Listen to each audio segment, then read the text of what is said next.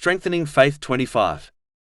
In a narration found in Jami' at-Tirmidhi, number 2324, the Holy Prophet Muhammad, peace and blessings be upon him, advised that the material world is like a prison for the believer and a paradise for the non-believer. Muslims have been commanded to live by a specific code, namely, to fulfill the commands of Allah, the Exalted, refrain from His prohibitions, and face destiny with patience according to the traditions of the Holy Prophet Muhammad, peace and blessings be upon him.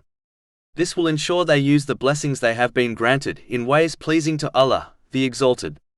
This duty also includes treating the creation in a way one desires others to treat them.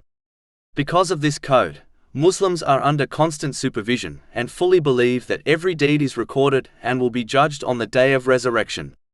Because of this fact, a Muslim rejects their evil and vain desires in order to please Allah, the Exalted. They continue in this way until they are released from this prison and reach the eternal bliss of the hereafter. On the other hand, a non-Muslim does not live by this code and instead indulges in their desires, so this world becomes like a paradise for them, whereby they use the blessings they have been granted in ways pleasing to themselves. But if they die in this state, the hereafter will become their eternal prison. Therefore, a Muslim should make their life easier by adhering to the rules of this world until they are released. But if they keep breaking them, they will only face one hardship after another, just like a prisoner faces hardship if they keep breaking the rules of their prison. But it is important to note, this does not mean a Muslim's life is bad. It only means they are constantly being observed and must live by a code in order to succeed. They must use their blessings in ways pleasing to Allah, the Exalted. The truth is that the one who obeys Allah, the Exalted, correctly will find peace of mind and body, even if outwardly they appear to be in a difficulty.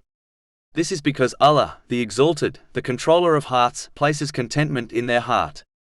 Chapter 16 An-Nahl, verse 97. Whoever does righteousness, whether male or female, while he is a believer, we will surely cause him to live a good life, and we will surely give them their reward in the hereafter according to the best of what they used to do. This is directly opposite to those who use the blessings they have been granted in ways pleasing to themselves. Those who outwardly appear to be enjoying the luxuries of the world but face anxiety, stress, depression, and suicidal thoughts as they have obtained no peace of mind or body. A Muslim should therefore never be fooled by outward appearances. Chapter 20 Taha, verse 124. And whoever turns away from my remembrance, indeed he will have a depressed, i.e. difficult life, and we will gather, i.e. raise him on the day of resurrection blind.